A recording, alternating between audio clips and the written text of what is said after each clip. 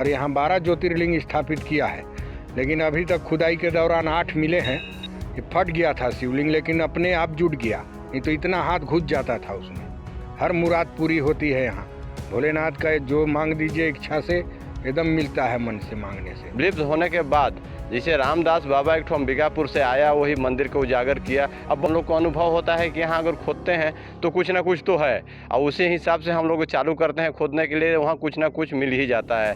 तो कुल मिलाकर ये जो ओकरा का कोठी पत्थर है, लगभग 10वीं शताब्दी का ये सारी मूर्तियां हैं, सारे मंदिर हैं। सावन का पावन महीना हो और भगवान भोलेनाथ की महिमा ना हो, ऐसा कभी हो ही नहीं सकता। हम मौजूद हैं अभी प्रसिद्ध ओकरा के कोठी पत्थर में, जहां पर भगवान खुद से ज़मीन से निकले हैं और यहाँ पर भक्तों की विशेष मान्यता है। दूर दूर से भक्त यहाँ पर आते हैं और भगवान भोलेनाथ की विशेष आस्था के साथ पूजा अर्चना करते हैं। आज सोमवार का दिन है और सुबह से ही लोग मंदिर में पहुँच रहे हैं। हमारे साथ कुछ श्रद्धालु पहुँचे हुए हैं। आइए जानते हैं उनसे कि यहाँ पर क्या विशेष मान्यता है, किस तरह से यहाँ पर पूजा पाठ करते हैं आप लोग, और कहाँ का ये मंदिर है, कितना पुराना मंदिर है? ये लगभग बहुत पुराना मंदिर है, राजा जमाना का है ये।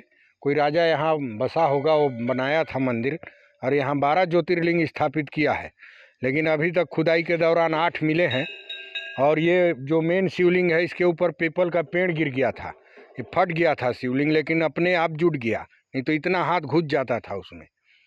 अभी ये तो चमत्कारे है। आप बाहर से शिवलिंग को देखेंगे, जिस रूप में देखेंगे भगवान वैसे नज़र आते हैं।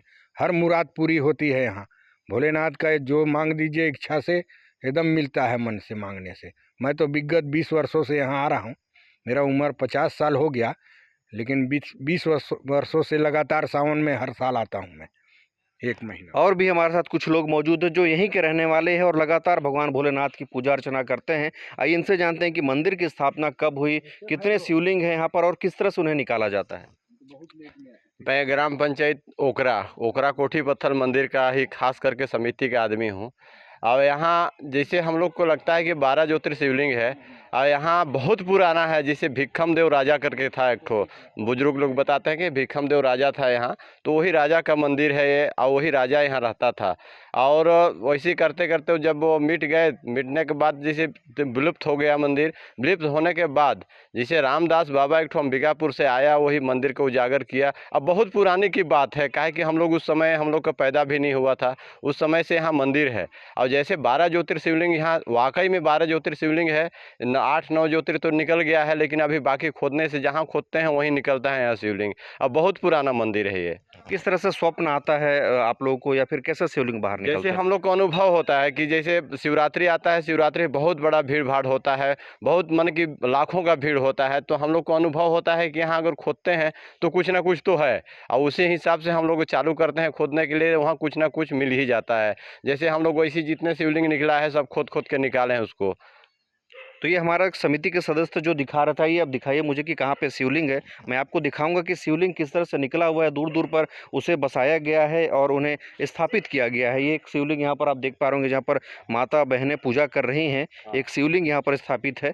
आप देखिए, मेरे कैमरा मैन आपको दिखाएंगे कि यहाँ पर एक शिवलिंग, ये है, एक शिवलिंग जैसे वो है, एक शिवलिंग इधर है। इनके ठीक बगल में एक और छोटा शिवलिंग आप देख पा रहे होंगे कि जो इनके ठीक बगल में स्थापित किया हुआ है। ये 2 शिवलिंग यहाँ पर हो गए, और मुख्य शिवलिंग जो उधर स्थापित है उसे तो आप देख ही पाते होंगे। और इधर आप देख पा रहे होंगे कि लगातार जो शिवलिंग है 1 2 3 4 लाइनअप से पूरा स्थापित किए गए हैं। और ये जो ऐसा मान्यता है कि जहाँ पर ये खोद कर निकाले गए शिवलिंग है, वहीं पर उन्हें स्थापित किया गया है। तो कुल मिलाकर ये जो ओकरा का कोठी पत्थर है, लगभग 10वीं शताब्दी का ये सारी मूर्तियां हैं, सारे मंदिर हैं। और यहाँ लोगों की विशेष मान्यता है। सावन के पावन महीने में लोगों की यहाँ पर भीड़ तो होती है। महाशिवरात्रि के मौके पर भी यहाँ पर विशाल मेला लगता है। लेकिन यहाँ पर जो दूसरी बात की जाए तो सुविधाओं का काफ़ी अभाव है। यहाँ अगर बाउंड्री नहीं है, जिसके कारण कई मूर्तियों की चोरी हो चुकी है। कई प्राचीन जो चीज़ें हैं वहाँ पर जो खुदाई में निकले थे उसकी भी चोरी हो चुकी है, और प्रशासन का इस पर कोई विशेष ध्यान नहीं जाता है। इसलिए यहाँ पर लगातार दिक्कतें होती रहती हैं। कई लोग यहाँ पर आते हैं, उनकी मान्यताएं भी पूरी होती हैं, लेकिन उसके बावजूद इस मंदिर के रखरखाव या फिर अन्य चीज़ों पर ध्यान नहीं दिया जाता है। अरुण कुमार सोनी, IBC 24, बलरामपुर।